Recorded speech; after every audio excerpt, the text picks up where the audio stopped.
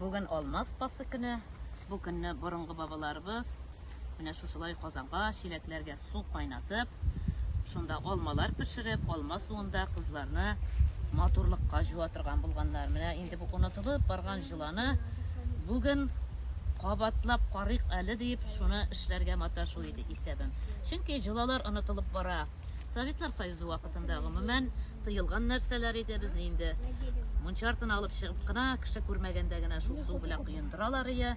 Шул кыендырган судан соң башка бистер жабалар ия. Чигелгән, сугылган әвәлге бистерләр.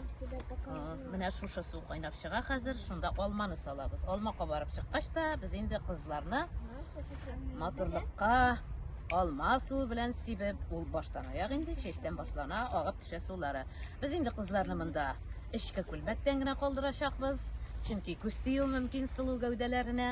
Менә әнә су кайнап та чыга башлады.